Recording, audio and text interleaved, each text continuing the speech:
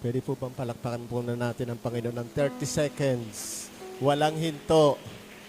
Hallelujah, come on, let's praise Him. Siya po ay nananahan sa papuri ng kanyang bayan. Psalms 122 verse 6. May kasamang pagsigaw. Hallelujah, come on, let's praise Him. I shout a praise to the Lord. Amen, amen. 30 seconds na ba yun? Diyos, ang atin pong pinaglilingkuran at sinasambang Diyos ay buhay. Siya po ay nakakarinig, nakakakita, amen, nagsasalita, kumikilos, at gumagawa. Yan po ang katangian ng isang buhay. At alam ko po sa biyaya ng Diyos, may gagawin siya sa buhay mo, ng pamilya mo, ng Life Church, at ng future po nito. Amen! Dahil buhay siya, nakasama natin sa taong 2025 and beyond. Bago po ako magsimula, ay nais ko po ang mga lingkod ng Diyos, kamanggagawa sa lugar na ito, ay personal na makipag-usap sa Panginoon. Will you please tell Him what is in your heart today? Be open to Him because He is alive. Although He knows, but He wants to hear from your heart, from your lips, the longing, the desire of your heart today. So close your eyes and pray. It could be a word of praise, a word of faith, a request, a prayer. You have few more seconds to do it. Talk to God. He is listening. And He promised to answer, to meet you according to His word, His promise today. Invite the Holy Spirit. Welcome the Holy Spirit. He is the one who will bless you, recharge you, restore you, empower you today. In the name of Jesus, we welcome you, Holy Spirit. Let this place be covered by the blood of the Lamb, all of us here. And I pray also, we pray also that your people in Life Church will be strengthened by your word, by your presence, and by your Holy Spirit. Thank you, Father, for being with us. This we pray in Jesus' name. Amen, amen, amen. Praise God. Salamat po, Bishop, sa opportunity na makapag-share ng word ng Panginoon sa Life Church. An honor and privilege na nandito po ako ngayon sa inyo para ibahagi po ang tinig ng Diyos sa panahong ito para ho sa inyo. Tama yung sinasabi ng Panginoon. I agree with that. At narinig ko yun, nababasa ko yun sa inyong FB page. Liker po ako, kaya alam ko yung mga nakapost doon. Yung restoration shall be to you this 2025. Not just restoration, double restoration in every area of your life this year. Amen? Preparing the young or next generation is very important. And let this be done to you this 2025. Amen? 2025 is not just a happy year. Commonly, yan ang greetings. But para sa mga lingkod ng Panginoon, especially Life Church, a victorious year sa inyo. Fruitful year sa inyo. Amen? Spirit leads year. Dahil ang tagumpay po natin, hindi sa ating karanasan, karunungan o pinag-aralan sa banal na espiritu at pagsunod sa kanyang salita. Tiyak po ang ating tagumpay doon. At higit sa lahat, God glorifying and honoring year sa atin pong lahat this 2025. Not just a happy, but a blessed 2025. Restoring everything. Amen. And bringing us to His plan and purpose this year. Preparing the young and the next generation. Conquering places, people, Amen. Yung gagaya ng ating narinig kay binasa kanina ni Bishop, ang Joshua generation ay conquering generation. Amen. Have that in your heart. Have that in faith. And claim that in faith because you are serving the living God who is with you. Hindi mo kaya pero kaya ng Diyos na pinaglilingkuran mo. Wala pong Pastor Joseph kung wala si Bishop Jimmy sa hindi ho nakakakilala pa sa akin kasi maraming bagong mukha sa aking narito. Umaaten po ako sa pinaglilingkuran niyang church. Hindi po ako pastor. Kami pong mag-asawa, isa pa lang po ang anak ko noon. At ako po'y naging pastor dahil sa kanyang paglilingkod, bunga ng kanyang paglilingkod. Rizal, Laguna, maliit na bayan. Tinatakbuhan, inaayawan ng mga manggagawa ng panahon na iyon. Nais ko pong dito magsimula kasi alam kong may mga pastors dito ng live, aside from Bishop. Merong tatawagin pang mga pastor. May tinatawag na magpastor. May tinawag na, nagpapastor ka na, may tatawagin, may tinatawag at may tatawagin pa. Tingnan mo yung katabi mo, baka siya ang kasunod. Natatawagin ni Lord. Ang nais kong unang sabihin, huwag po kayong mag-alinlangan. Huwag kayong mag-alala. At lalo't higit, huwag kayong matatakot. Yan po ang laging sinasabi ng Panginoon sa lahat ng kanyang tinatawag. Narinig din natin kanina sa sinabi kay Moses, sinabi kay Joshua, huwag kang matakot, huwag kang mag-alinlangan, sasamahan kita. Nang ako po ay magsimulang maglingkod sa Panginoon dahil ipinag-pray na nga po ako magpastor sa Rizal, ay dinaanan ko po ang kalagayan, kami nagsisimula pa lamang mag-asawa. Iisa pa ang anak namin, si Sarah, maliit pa. Nangungupahan sa isang kwarto sa barangay San Rafael, andoon ng TV na para lumabas ang tao, kailangan mong paluin. Nandoon ang refrigerator, nandoon ang kama, common ang CR. Masakit na ang tiyan mo, may tao pa, hindi ka makapasok. Ganun po kami nagsimula. Hindi po kami taga San Pablo, taga Batangas po kami. Wala kaming kamag-anak dito na tutuwang o tutulong sa amin. Nagsisimula bilang pamilya, may pangarap din naman sa buhay. Nang ganun pong sitwasyon, ay ako po'y tumanggap sa hamon ng paglilingkod. Buti na lang, hindi ipinaalala ng Diyos sa akin ang takot. Paano mo papakainin ang anak mo? Paano ang bahay mo? Paano kayo mabubuhay ng maayos kung ikaw ay maglingkod sa Diyos? Commonly, yan ang fear ng ating henerasyon. Gusto mong maglingkod, tinatawag ka ng Panginoon, mahal mo ang Diyos, mahal mo ang kaluluwa, kaya lang nag-aanlinlangan ka, natatakot ka dahil ang iyong kinabukasan, ang iyong pamilya ay hindi mo pwedeng ipagwalang bahala at iyong inaalaala. But by the grace of God, I take it by faith. Small town of Rizal, Laguna, ilang miyembrong sugatan pa, Bishop Jimmy. You know that.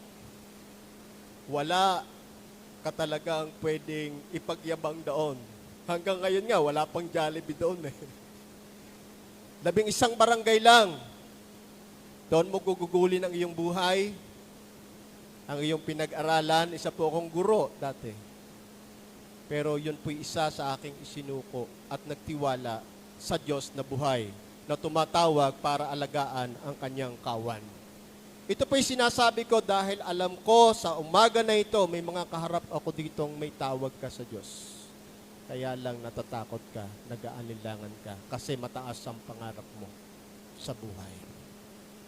Yan po ang kalagayan ng mga maraming naglilingkod sa Panginoon ngayon, na totally maibigay ang buhay niya sa Diyos.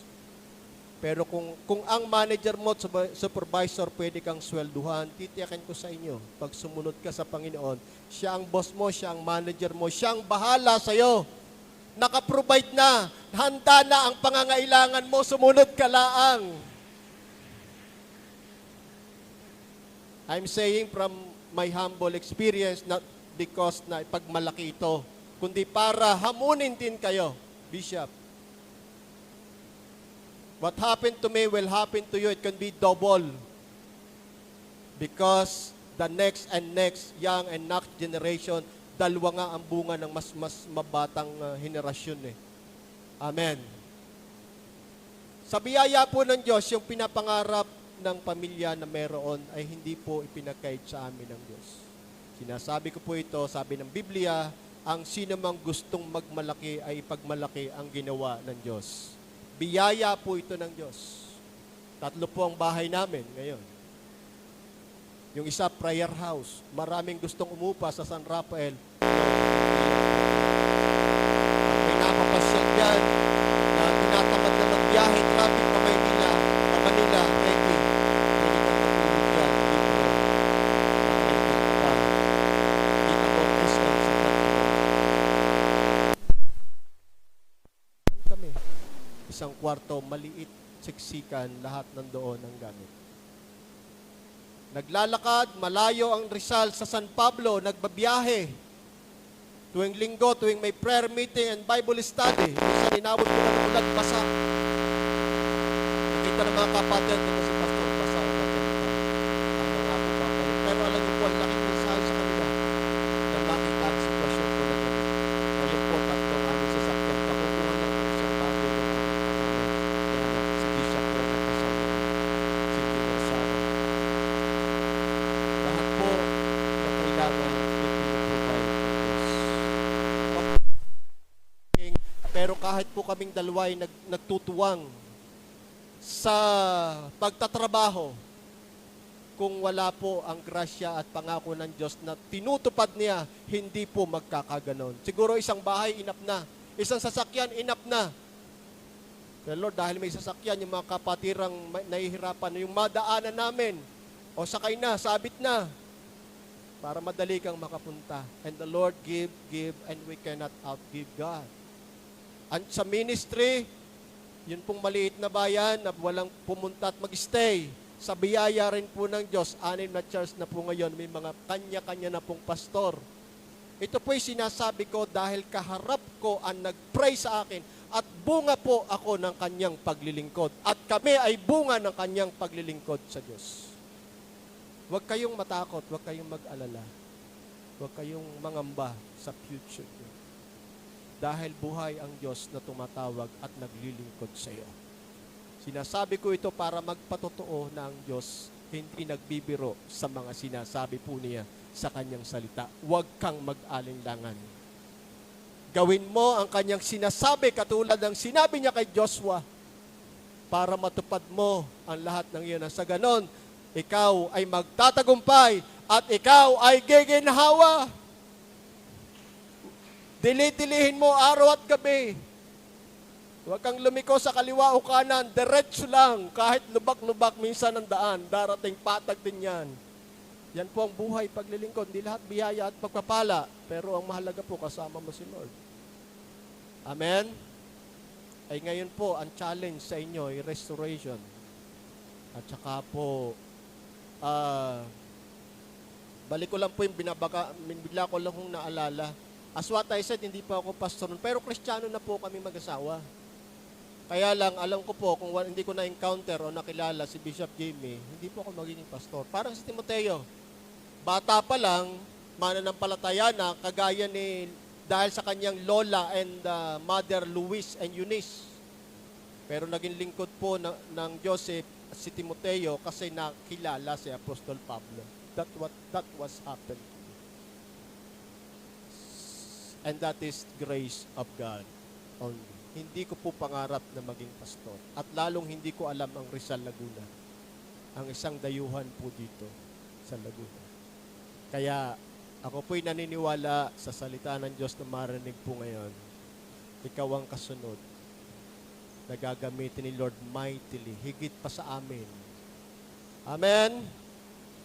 Ang young generation, ang next generation shall be restored. Papaano mangyayari? Tingnan ho natin ang salita ng Diyos. Ang pamagat po nito ay restored faith. Key to vision fulfillment. Kung mo sa atin ang word ng faith, ano?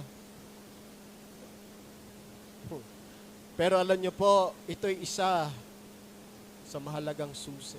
When you study the Bible, you will see the force of faith. It will help us to make what your declaration and the promise of God will happen to church family. Luke 22:32. Subalit, itinalangin kita upang huwag manghina ang iyong pananampalataya. Kapag nagbalik loob ka na, patatagin mo ang iyong mga kapatid. But I had prayed for you that your faith should not fail. And when you have returned to me, to our Lord Jesus Christ, strengthen your brethren. Apat po na revelation truth ang atin pong pakinggan dito. Not all times faith is strong. Sometimes faith is weakened. Totoo ba yan sa'yo? Totoo ba yan sa katabi mo? Hindi sa lahat ng panahon malakas ang pananampalataya mo. Amen? Umamen o hindi aamen? O amen lang? May panahon na lang hihina rin yan. But Jesus prayed for us, not only Peter, that our faith will not fail. When you can fully come back to Christ, you shall experience full restoration. When you return to me, what is the result? Pakisabi ng malakas, restoration. Oh, maraming dapat i-restore si Lord. Amen? And then, yung tunay na restored talaga, hindi pwedeng nakahinto ka, may gagawin ka. Magpapalakas ka ng iyong kapatid na nangihina rin. At yung pinalakas mo, magpapalakas din. At yung napalakas, magpapalakas din. Cycle na ito. And that is vision. Sabi po, vision. So restored faith is the key to fulfill the vision. Your goal, your mission in life, your family, and the Life Church in particular. Pakideclare nga po, by the grace of God, pakisabi mo na malakas, wag mo na kayo magsulat, my faith will not fail. I shall be fully restored, and I will strengthen my brethren. Talapakan ho natin ng malakas ang Panginoon. Amen. Bakit po may ganun pa? Eh, di ba sabi, si Lord po, mana-mana lang yan sa Panginoon. Sabi ng Panginoon, ay tinatawag niya mga bagay na wala pa, na parang nariyan na. Wala pa, pero parang nariyan na. Amen? Sabi kay Abraham, ama ka ng maraming bansa, ay wala pa nga kahit isa. Pero tinawag na siyang ama ng maraming bansa. Yung declaration ninyo, possible, nagsisimula. Pero wala pang kumpletong nangyayaring ganon. Pero paparating yon, mangyayari yon. Ito po ang susi. Satan tried to weaken or remove faith, but never succeeded. Sinusubukan ni Satan na pahinain ang iyong pananampalataya, pero hindi siya magtatagumpay. He tried that to happen to Peter. Ang background po nito is verse 31, Simon, or Simon. Hiniling ni Satanas na subukin kayo tulad ng pag-alis ng ipa sa trigo. Kung hindi papayagan ng Diyos, hindi matetest ang faith ni Peter because nobody asked permission from someone who has less authority than they have. So it is under the authority and jurisdiction of God that test of faith, trying of faith of Peter that moment. Papaano raw? Anong illustration ng Panginoon? Kung paano ang ipa ay inaalis sa trigo. Gawin nating bigas kasi yung trigo hindi tayo masyadong pamilyar. Paano ho inaalis ang ipa sa bigas? Ha? O sa Batangas, binabayo. Ay ang hirap niya. Hanggang tapos pag binayo, itatahipan. Taas, baba yung bigas, nadadala ng hangin yung ipa. Nananatili yung bigas sa bilao. Ngayon, ginigiling. Mas mahirap ata yung ginigiling. Ganon, nag-try ang devil na yung faith ni Peter kay Christ, alisin. And that was happened to Peter, na nangakong, Lord, hindi ko kayo iiwan. Iwan kayo ng lahat, pero ako hindi. Sabi ni Lord, you are saying that by your own strength, not from the Spirit. Remember this, before the rooster crow, 3 times mong sinabing hindi mo ko kilala. And that was happened. And not only that, nang mahina ang pananampalataya ni Peter, bumalik siya doon sa kung saan siya tinawag ng Panginoon. Wala namang mali sa pangingisda, di po ba? Pero wala siya sa gitna ng kalooban ng Diyos. He is not in His perfect will. Dahil tinawag na siya na mamalakayin ng tao, pero ang kanyang buhay, nagsama pa siya ng ibang mga alagad para mangisda uling katulad niya. When our faith is weak, most of the time, the devil tried. Alam nyo, bakit ginagawa yon? Satan aim is to weaken faith of the believers. His purpose is to disobey God, to turn away from God, and make God's great plan not to happen. Let me announce to you, live people, that God has a great plan for your life. But the devil wants to weaken your faith. But today, your faith shall be restored by the Lord. And that great plan will happen. Because even the devil tried to remove or weaken your faith, he will never, never, never succeed. Like what happened to Peter. You know the reason? Because Jesus prayed specifically for your faith, not just for Peter, not to fail. Sabi po, your faith will not fail because I have prayed for you that your faith should not fail. In Hebrews 7:25, maring inisip, ay kay Peter yan. Paano yung sa akin? Hebrews 7:25, he always leave us to make intercession for us. Dahil dito, lubusan niyang maililigtas ang lahat, pagkasabi ng malakas lahat, nang lumalapit sa Diyos sa pamagitan niya sapagkat siya'y nabubuhay magpakailanman upang mamagitan para sa kanila. When we fail, when we commit sin, failures, shortcoming, and mistakes, remember that Christ is interceding and praying that your faith will not fail. It could be weakened, but that faith will never will fail. Second reason, the Bible says, Hebrews 12 verse 2, He is the author and the finisher or perfecter of your faith. Hindi si Bishop ang pinagmulan ng pananampalataya mo, yung salita ng Diyos na narinig mo. And Jesus said, Hebrews 12 verse 2, look unto Jesus, the author and finisher, perfecter of your faith. Your faith will not fail because the Bible says, His Word declares, He is with us. Itong tatlo na to, panghawakan mo ito pag dumadaan ng trials ang faith mo. Kasama mo ang Diyos sa panahong natatakot ka. Amen? Kasama mo ang Diyos sa lahat ng panahon. Mabuti man o masama, maganda man o hindi, gusto mo man o ayaw ang nangyayari.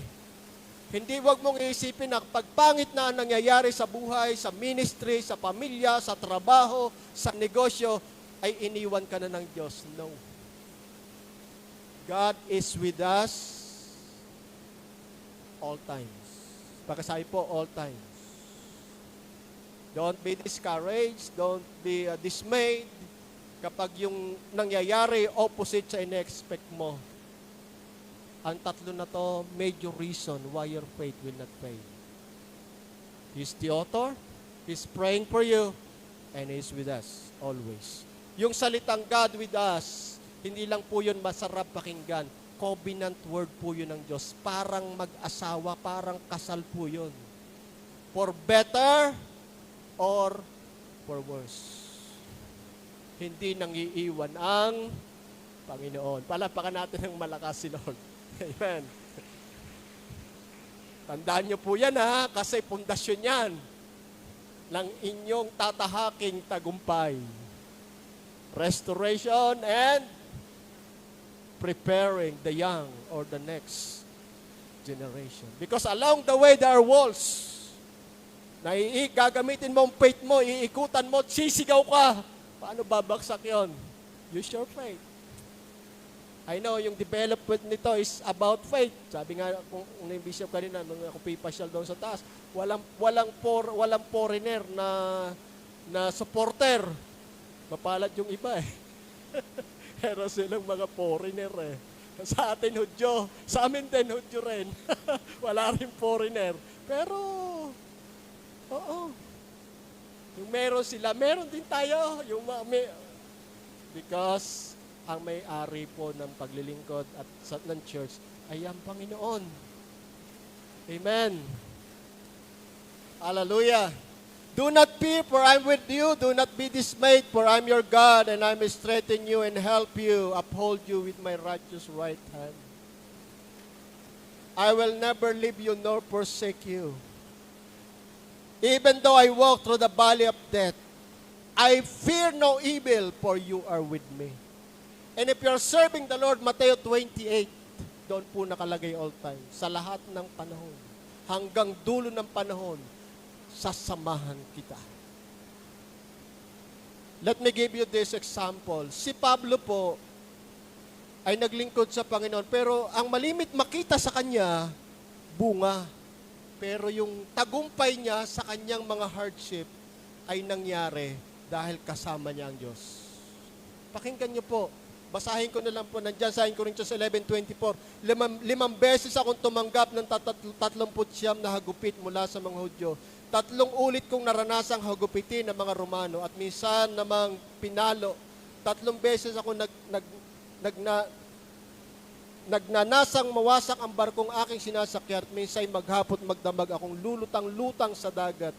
Sa malimit kong paglalakbay, nalagay ako sa iba't ibang panganib na mga ilog, sa mga tulisan, sa mga kapwa ko Hudyo at mga hintil, mga panganib sa lungsod at sa ilang, sa dagat at mga nagpapanggap na mananampalataya. Naranasan ko rin ang labis na hirap at pagod, malimit na pagpupuyat at matinding gutom at uhaw. Naranasan ko na ginawin, ngunit wala man lamang may balabal.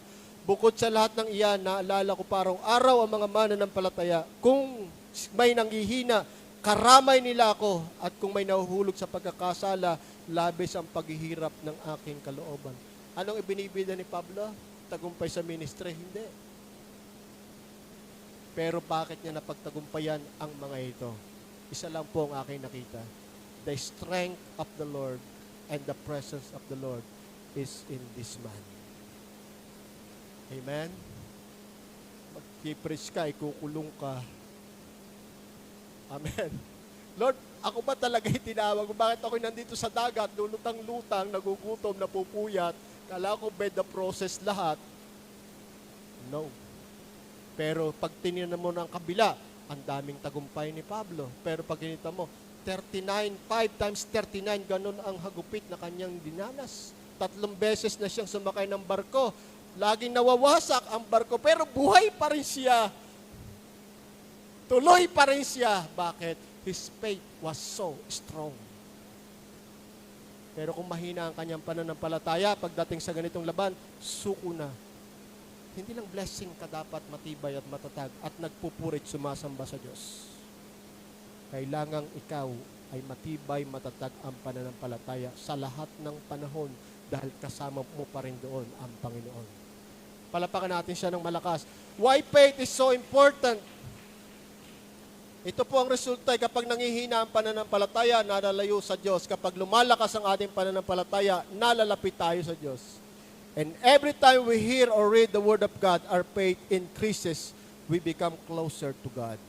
Once na hindi ka na kumain ng salita ng Diyos, manghihina ka. Subukan mo huwag kumain ng iyong pagkain sa table. Isang araw nga lang, wala ka nang magawa eh. Amen? Maring iniisip mo, ay, nabasa ko na ang buong Biblia. Could be true. But God's Word is food. Pakisabi po, food. Wala po akong narinig na, ay, kumain ako kahapon, di na ako kakain bukas. We need to do it. Joshua 1:8, binasa sa atin kanina. Day and night. Huwag mawala sa iyong paningin. Ang salita po ng Diyos ay ano pa, hindi lang pagkain, siya po ay ano, salamin. Sinong nanalamin kanina? Taas ang kamay. Nakita mo yung hitsura? Maganda? Maganda. Ay nalalamin ka na ngayon, ba't mo nalalamin ka uli bukas? Para maganda uli. Baka may dumi. Walang makeup, salan, lipstick. Nasa baba. Nakikita natin ang ating anyo, ang ating kalagayan sa harapan ng banal na Diyos. Higit sa lahat, ang salita ng Panginoon, liwanag at ilaw sa ating landas at tanglaw sa ating daraanan. Ang hirap pong gumawa kapag brownout, kapag madilim at walang ilaw. Ang mundo po na ito ay madilim dahil sa kasalanan at dahil sa takbo ng sanlibutan. Kung wala kang salita ng Diyos, wala kang maliwanag na gagawin, paano ka magtatagumpay? Masasagi ka, mababangga ka kung naglalakad ka nang wala kang dalang ilaw o walang ilaw. God's words will give us guide every day in our life. And every time na ito'y marinig natin, ang gagawin ito sa ating puso. Every time na ito'y basahin natin, palalakasin ito ang iyong pananampalataya. That's the reason why faith is so important, because it is important in our relationship to God. When faith is weakened, we turn away from God. When faith is strengthened, we come closer to God. Babalikan ko ho yung Luke 22:32. Pero pansinin niyo po ang mga kabataang napunta po sa Babylonia. Lahat po'y binago sa kanila. Pag-aaral nila, 3 taon silang binago ang kanilang edukasyon. Si Shadrach, Meshach, and Abednego. Sa umpisa pa lang, binago na yung pagkain nila. Binago rin ang kanilang mga pangalan. At lalong mahirap ay yung pagbabago ng kanilang kapaligiran. Hindi na po Israel. Wala ng templo. Wala ng pagsamba doon. Iba ang sinasamba. And they tried all the best of that place to remove their faith to their God in Israel, to the living God. They tried na sumamba kayo sa ginawa ni Nebuchadnezzar. Kayang palitan ng lahat, pero hindi nagtagumpay si Satanas na ang kanilang pananampalataya ay mabago. Young people, not all times narito ka. Not all times nasa cell group ka. Minsan nasa trabaho ka, nasa school ka. Ang environment mo hindi worship service. Worldly. Paano ka tatayo? Paano ka magtatagumpay sa iyong patotoo bilang Kristiyano? Yung faith mo sa tunay na Diyos. Pag nangihina yan, madadala ka. Pero pag malakas yan, gagamitin ka ng Panginoon para sa kanila. Mahalaga ito sa iyong paglilingkod. At kung inyong babalikan ang tala ng Heroes of Faith from Hebrew chapter 11, 1 to 40, magkakaibang edad, magkakaibang panahon, magkakaibang pagkatawag, magkakaibang uri ng paglilingkod, pero sila lahat ay nagtagumpay by faith, by faith, by faith, by faith, by faith. Lahat sila may common denominator sa kanilang tagumpay dahil sa pananampalataya. Mula kay Abel hanggang sa mga hari at mga propeta, hanggang sa mga disipulo, hanggang ngayon, magtatagumpay ka dahil sa pananampalataya mo kay Kristo. Amen! Hindi sa lakas mo, hindi sa galing mo, hindi sa karanasan mo, kundi sa pananampalataya mong nananatili sa Panginoon. Ay paano kung nanghihina yan, nalayo ka, hindi ka man, nasimba ka, napunta ka ng cell group, pero yung faith mo kailangang fully restored. Dahil ang isang senyales o marka o palatandaan ng iyong faith ay fully restored, hindi ka humihinto sa paglilingkod sa Panginoon. Amen. Banggitin ko lang po sa inyo itong ilang example na ito sa Hebrew 11. Babalikan ho natin yung ating binasakan just to cite to you reference na yung faith natin sobrang mahalaga. Bago natin puntahan yung iba. Verse 7 ng chapter 11, faith save us from danger. Dahil sa pananampalataya, pinakinggan ni Noe ang babala ng Diyos tungkol sa mga bagay na mangyayari na hindi pa nakikita. Gumawa siya ng malaking barko upang siya at ang kanyang pamilya ay maligtas. Wala hong ulan, pero sumunod sinuwat na niwala siyang uulan. At sila lang ang naligtas noong panahon na yun. Your faith will cause your entire family to be saved. May darating din pong kapahamakan sa mundong ito. Hindi lang yung babala o warning ng Lord sa California. Mas malaki at malawak po yan ang paparating pa. But your faith will save you from that danger. Amen. Believe in the Lord, you and your house shall be saved. Paano kung nanghihina ka na, sumatras ka na, sinong dadaanan ni Lord? Paano kung sinuwas after 50 years ay hindi na pumukpok at gumawa ng arko? Kasi 120 years siyang gawa ng arkong siya'y pinagtatawanan. Pero nanatili ang kanyang pananampalataya. At ang resulta, buong pamilya niya at manugang na 3, lahat sila nakapasok sa arko. Walang ibang tagapagligtas maliban kay Kristo. Kaya huwag kang aalis sa katotohanan na yan, anumang mangyari sa mundo. Amen?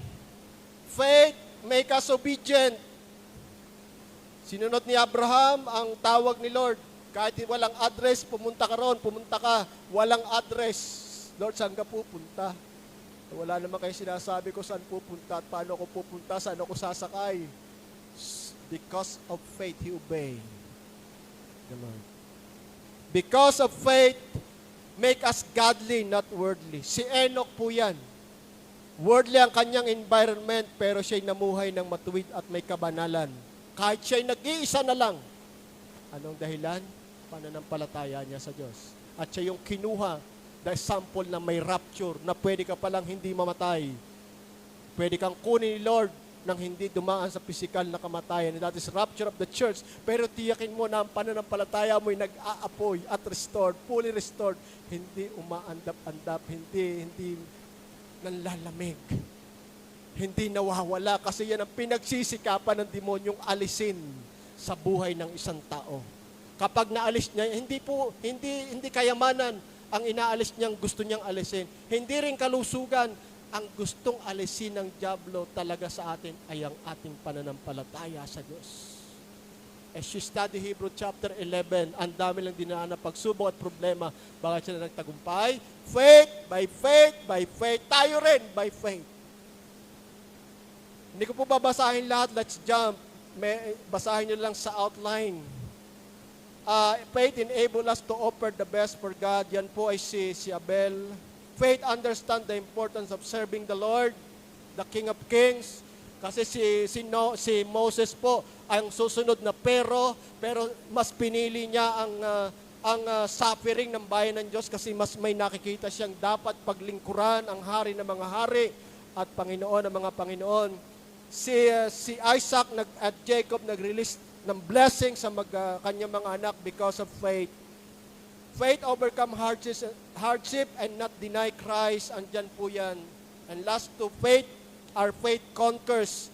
Dahil sa pananampalataya nila sa Diyos, nagwagi sila laban sa kaharian, namuhay ng matuwid, nagkamit ng mga ipinangako ng Diyos, napaamo nila ang mga leon, napatayan, naglalaglablab na apoy, at nakaligtas sa tiyak na kamatayan. Sila'y mahihina, ngunit binigyan ng Diyos ng lakas, naging magiting sa digmaan, kaya't natalo ang hukbo ng dayuhan. Anong meron sila? Pananampalataya. At alam nyo ba ang huli sa 40? Hindi sila kompleto malibang kasama tayo. So nadadagdagan pa sila. Pakisabi, kasama ka doon sa magtatagumpay. Kasi sabi ng Bible, hindi sila kompleto. Yung nakasulat yan, malibang ikaw ay kasama. And your faith will never fail. Kaya magtatagumpay ka. At sa taon na ito, dapat ito na. Amen? Double restoration. Preparing the young or next generation to conquer those things, those places, those people, those family that not yet conquered. Ibibigay iyan sa inyo ng Diyos basta ang iyong pananampalataya ay restored. Napuntahan natin yung ating binasa. When you return to me, paano ba yan na papalakas uli? When you return to Jesus, hindi mo kayang restore ang faith mo. It is only God can restore fully your faith. Huwag kang maglalakas-lakasan. Huwag kang alam ko na to, kaya ko na to, dinaanan ko na to. No. Amen? Sabi po ni David, restore unto me the joy of my salvation. He's praying to God. Kasi alam niyang hindi niya ma-restore ang kanyang sarili, sa kanyang sarili ang kanyang kaugnayan sa Diyos. Hindi niya sinabing, Lord, restore my salvation, but the joy. Kasi alam natin, yung naranasan na ni David, yung fellowship sa Diyos, yung presensya ng Diyos, yung enjoyment sa presence niya, nung siya'y kabataan pa lang, nasa kanya yon. Kaya kahit si Goliath, hindi niya kinatatakutan kasi ang presensya ng Diyos sa kanya, overwhelming, anointed siya, wala siyang takot.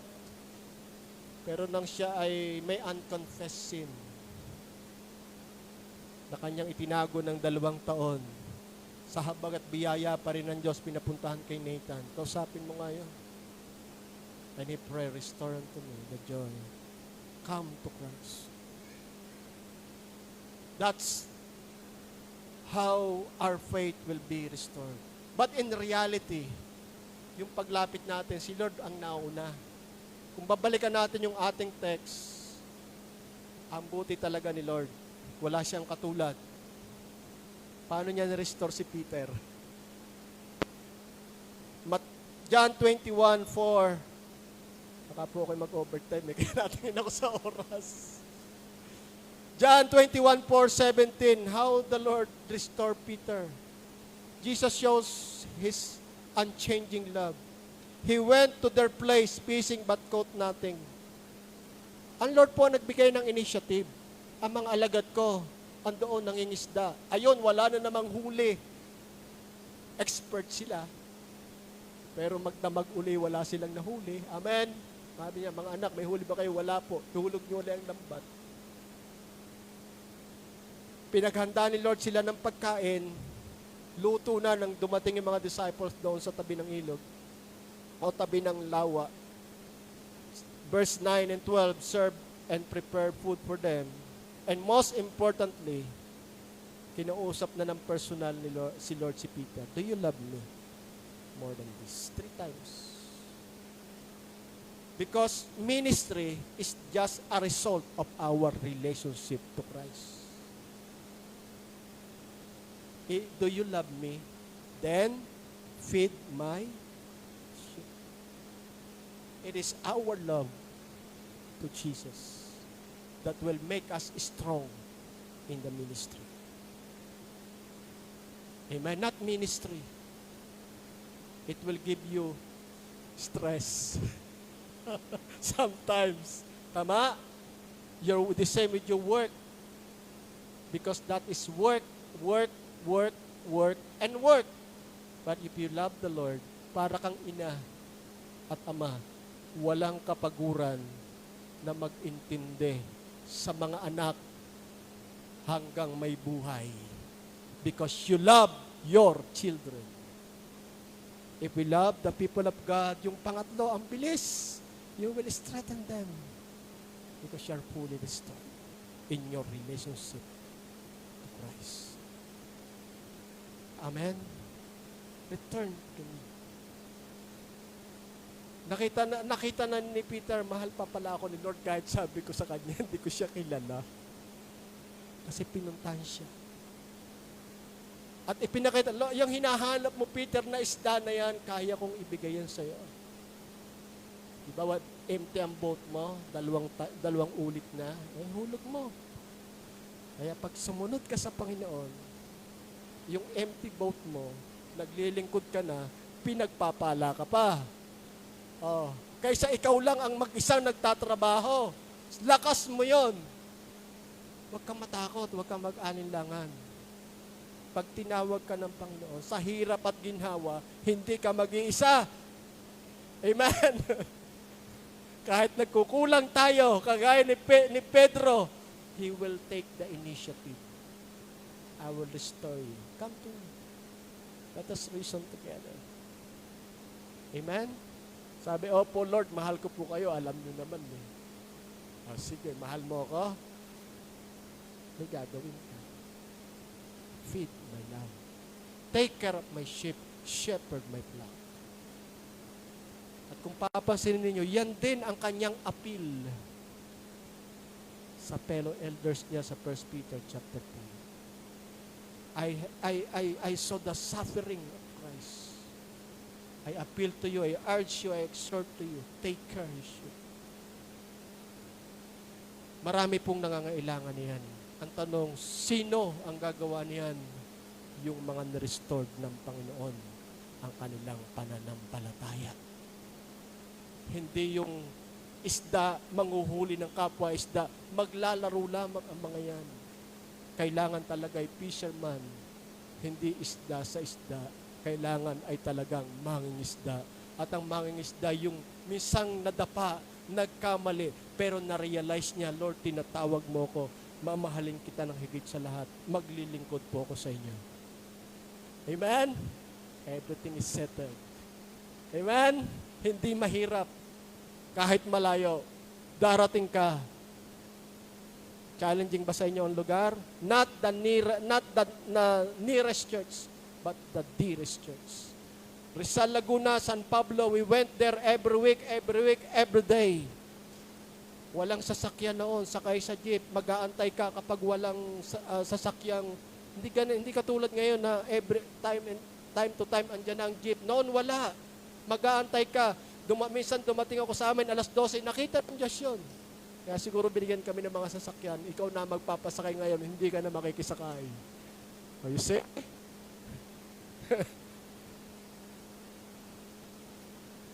Hindi kami pinayagan ni Lord na kumuha ng second hand. Iyari na ang transaksyon, magkukuli yung may-ari.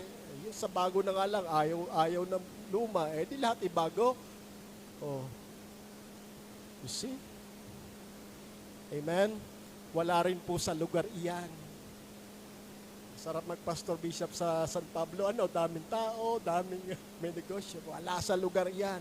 May bukal lang tubig kahit sa disyerto. Si Lord ang may-ari niyan. Amen? Hindi rin po agay sa nag-a-abroad. Mayroon po doon nakakilala sa Panginoon sa abroad kasi sa Pilipinas hindi siya makaka-praise the Lord pag nasa Pilipinas kasi hindi mo matatawag yan. Ay napunta ng abroad, nakakilala sa abroad. Pero kahit ka nasa bansa natin, sumunod ka sa Panginoon, kaya kanyang pagpalain. Ay yung mga dayuhan po dito nagpa-prosper. Why not? Yung may-ari ng mismo ng ating bansa, yung teritoryo na talagang meron tayo. Bakit sila nagsisiksikan dito? Mas mahirap sa kanila, mas mayaman tayo. Amen. Huwag tayong hanap ng hanap kung saan-saan. Lalo na sa church. Manatili ka kung saan ka nilagay ng Panginoon. And this is your family. Life family. Amen? Salamat. Yan. Mamaya na. Return to Jesus. Alam niyo po, Bishop, pwede pa? Jeremiah 29:13, way of restoration. You will seek me and find me when you seek me with all your heart. Sino nawala na ng pera? Taas ang kamay. Hinanap niya? Nakita niyo pa? Hindi na. Sino nawala ng cellphone? Taas ang kamay. Nawala na, hinanap niya? Ha? Nakita? Hindi na. Ano sabi ng verse? Seek me and find me. Will you seek me with all my? Yung cellphone mo pwedeng hindi makita. Yung pera mo pwedeng hindi makita. Pero pag hinanap mo talaga ang Panginoon sa umaga, sa paglilingkod mo, nag-seek ka sa Kanya, may prayer and fasting kayong ginagawa, makikilala mo siya, makikita mo siya. With all your heart. If you seek Him as you seek money, I can tell you, you will know Him. Sabi ng isang kanta, the more I seek you, the more I find you. The more I find you, the more I love you. He is a never-ending beauty. You will be always restored and strengthened in the presence of God. Lagi kang may freshness. Hello? Hindi ka naboboard. Hindi ka naiinip. Lagi kang maapoy, mainit, maalab. Parang gusto mo lagi linggo, laging gusto mo gawain ni Lord, gusto mo lagi mag-share ng Word of God. Why? Restored ka. At hindi naman talaga mawawala ang faith mo. Nangihina lamang kasi hindi mo pinapakain. Amen? Puro kanin ang kinakain. Palakpakan natin si Lord ng malakas. Hallelujah. Meron pong restoration from A to Z. Of course, hindi natin babasahin lahat yan. A is anointing, B is burden, C is compassion, D is desire for God's work and God's work, E is effectiveness, F is faithfulness, G is glory, H is hunger for God and for the things of God. L, isipin nyo, anong L? Restoration of first love. P, restoration of power or prayer. W, worship, tama? Worship or, ano pa ang W? Witness for Christ. Can be restored. Yung passion mo to worship God, kahit walang worship leader, nagwo-worship ka diyan. Amen? Nagwo-worship ka sa bahay. Z or Zay. Yan ang sabi ng aking teacher eh. Ano ba ang pronunciation yan? Mga teacher, tulungan niyo ako. Z or Zay? Z o Z. Ano yon? Zeal. Yung alab at apoy mo. Kumusta? From A to Z, you can have words from the Word of God that Jesus can restore when you come to Him. Come to me. And A to Z, from anointing to zealousness, He can bring back to you, not just in former condition, but better than former condition. That is the double restoration. Halapakan natin si Lord ng malakas. Hallelujah. Hindi na po ko kakahaba at baka hindi na mauli. Strengthen the result of restoration is fulfilling the vision. Strengthen your brethren. Why? Malakas ka, pinalakas ka ni Lord. Anong gagawin mo? Di magpapalakas ka ng Panginoon. At bakit ito sinabi rin ni Peter? Sapagkat alam na alam niya, hindi niya kayang gawin itong mag-isa. Lumalaki po ang Life Church. Yung gawain niyo ho kanina, sa palagay niyo, kaya ng isa. Kaya ni Pastora Susan lahat, tsaka ni Bishop, tsaka ng mga leaders. Lalo kung nagkaroon pa kayo ng marami pang mga local churches, kaya nila? No. Ikaw na pinalakas ay magpapalakas. Ang panganay, unang aalagaan na anak. Pero pag malaki na, siya'y nag-aalaga rin ng kanyang bunsong kapatid. Minsan ay kinukurit, pinapaiyak. Amen. At aalagaan yung kasunod at kasunod. Ganan po ang pamilya ng Diyos. Kaya hindi po natatapos ang dumating sa Jesus. Ang lundo po lagi ay pananampalataya na gustong agawin at kunin ni Satanas. Yan po yung mahalagang gawain. Without God, we can do nothing. And without us, God does nothing. Kung wala ang Diyos, hindi natin kayang gawin. Pero kung wala tayo, walang gagawin ng Diyos dahil wala siyang katawan. Electricity is powerful but needs a bulb to give light. A bulb needs the power of electricity for light. Huwag nyo nang hahawakan na pero talagang may power yung kuryente na yan. Pero kahit yan ay powerful, kung walang bumbilya, walang ilaw. Amen? Ang bumbilya naman, kahit iilaw, kung walang kuryente, brown out yan. Walang liwanag yan. So we are partnering with God. Sa ibang version, we are co-workers in Christ. I believe the Holy Spirit is always available and ready. Especially sa taong 2025. Okay, just looking for a person who is humble, who is contrite, and who is tremble in His words. Nakatira ang Diyos sa langit, tuntungan niya yung lupa, pero may hinahanap siya na gagamitin niya. Mapagpakumbaba, kayang aminin ang kanyang kakulangan sa Diyos at kawalan na magagawa, at may pagpapahalaga o takot sa kanyang salita. Isaiah 66:1 and 3. Bakit sinabi ni Lord na tremble in His words? Dahil ng panahon na yun, tumatawag ang Panginoon, walang nakikinig, nagsasalita siya, walang interesado. Kaya sinunod ni Lord, yung mga hinahanap ko, yung may takot sa salita ko. And even sa ating panahon, maraming nabibless sa mga preaching. Ba, akala nyo ang preaching madaling gawin. Ba, bishop, mahirap. Lalo na kung matagal na sa church, alam na kung saan ka bababa. Amen. Tapos, nakinig lang, di naman ini-apply. Amen. Huwag nang umimin doon. Kailangan, ito pong panawagan na ito ng Panginoon. You will strengthen your brethren. Ang Panginoon po, tandaan natin, katulad, remember Jesus. Jesus is the same. He loved us just He loved Peter. We can too can be restored our faith to serve the sheep, to serve God and strengthen others, fulfilling the Lord-given mission.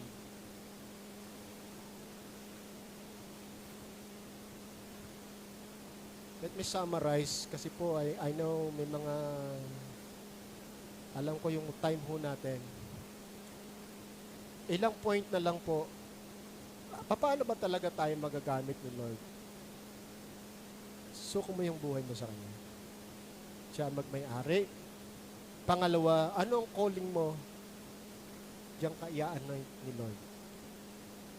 Teacher ka ng word, preacher ka, or worship team ka, nandito. Diyan kaya anoint ng Diyos. Yung media, kala nyo basta-basta yan ang nagpapalaganap ng ating activities. Very importante, lalo na sa panahon ngayon. Gifted ka dyan, God will anoint you in that area. Kung ano ang nasa iyo, yan ang i-anoint. Si David hindi magamit yung nakaiharing Saul na sandata.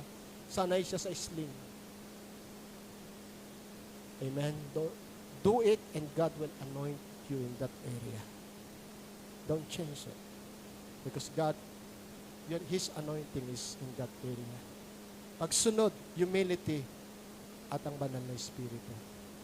Yan po ang nagpapa-apoy sa atin. And as I summarize itong ating sinabi sa inyo, remember this, the devil tried to weaken or remove faith.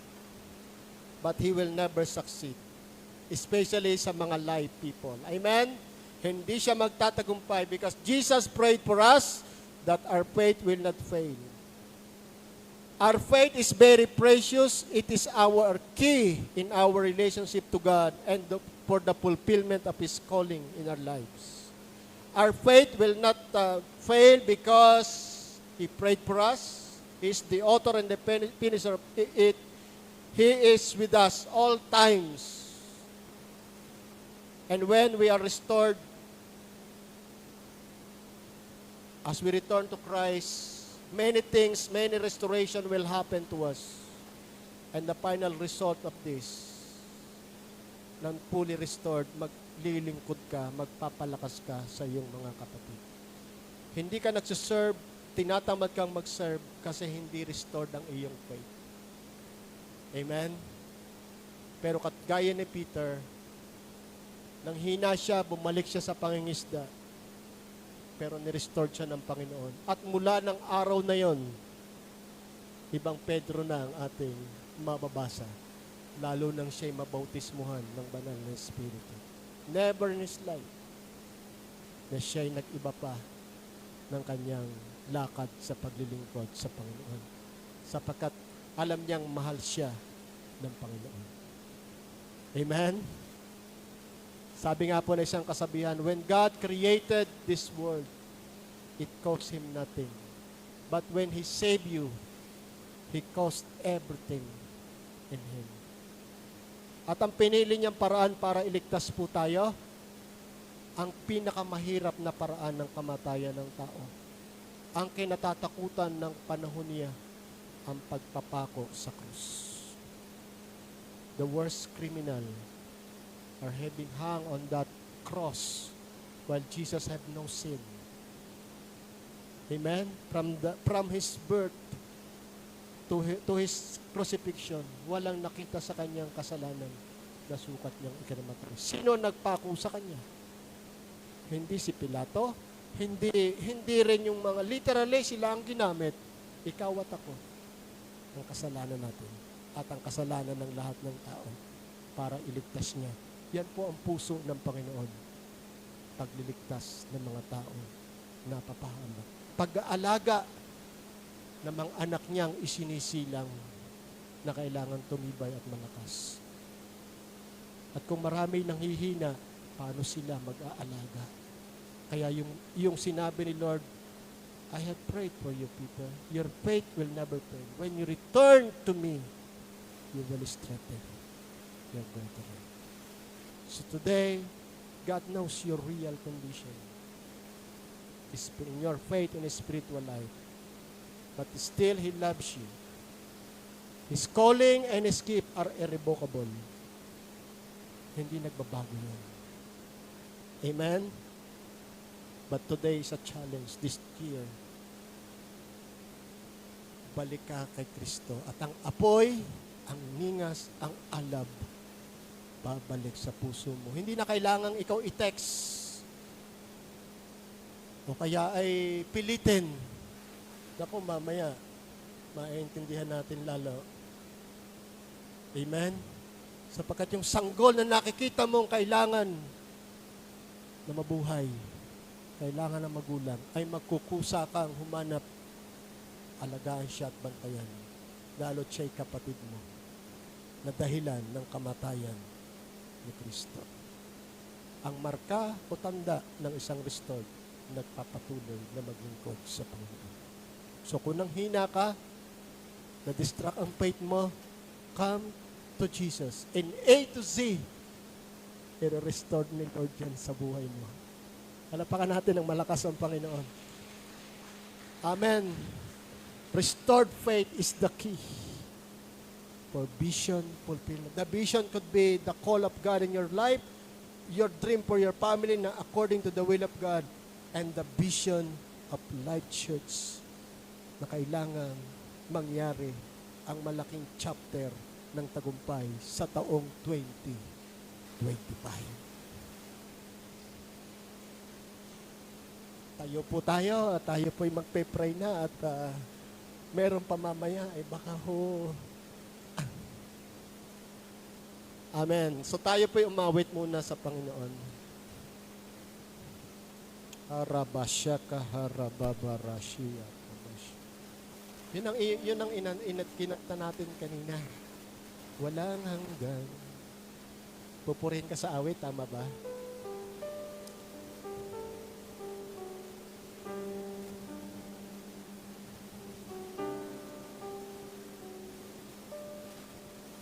Taaso natin ang ating tinig sa Panginoon. And let's come to Him. Because this is His moment. Alam ko pong ang word ni Lord na narito ay binigyan ko lang po ng tinig. Ang banal pong Espiritu talaga ang may kapangyarihan na tayo po ay i-bless at restored. At siya po'y kasama natin ngayon. And as you come to Him, you return to Him. Because He is talking to you today. You will never leave this place the same as you enter.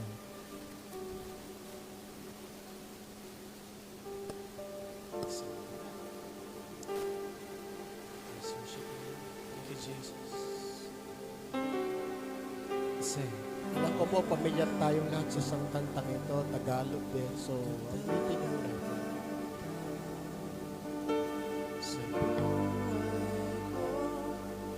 Lagi mong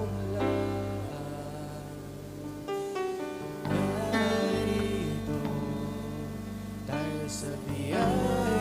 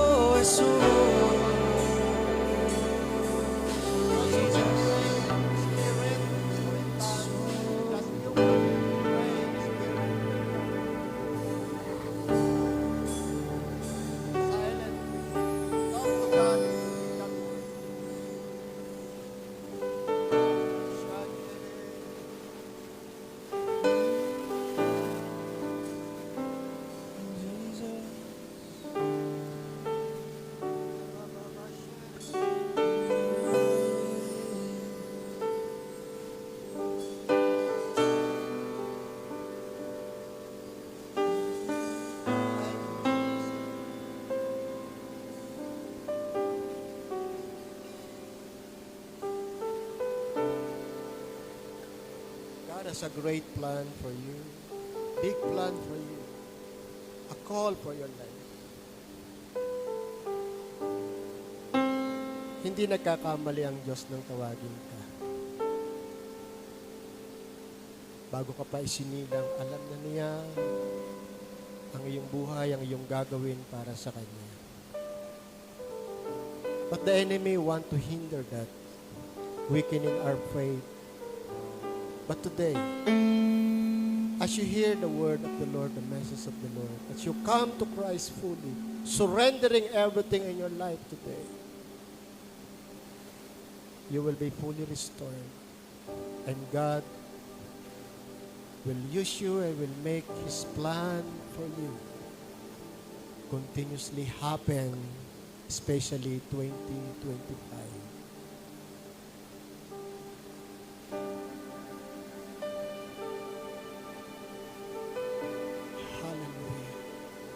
Yes, this is precious moment that you are talking to God personally. Yes. And that is right because He is the only one that can fully restore you. Tell Him that you want to serve Him, that you love Him, and say sorry if you commit wrongs, mistakes in the past. Nothing is hidden to God. David can hide for 2 years. And God is waiting for him to confess. But God cannot wait anymore. And God sent Nathan to remind David that he need to be restored in him. Today, it happens because the Lord is praying and interceding for us. And I believe God talks to you by His words. Pwedeng itaas mo yung kamay if you want your life to be fully surrendered to Jesus. You want to serve Him. Hindi ko na po kailangan sigurong papuntahin kayo dito sa una kasi most of you are raising your hand. Just tell Jesus that you love Him and thank Him for His love also. And thank Him, Lord. Talk to Him.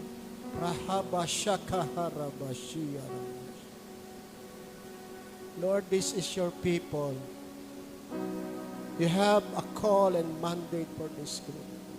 Life Church, San Pablo City. Today, Lord, release your anointing to each and every one of them. In the name of Jesus, welcome the Holy Spirit in your life. And by your grace, Lord, and by the power of your word, as you restore Peter, Lord, as you restore your people in different generation, I pray release, Lord, this anointing that will restore them, all of them, in the name of Jesus. Receive it in Jesus' name. Receive it. It is yours. Lord, I thank you, Lord, that these people, Lord, will have a mandate for you.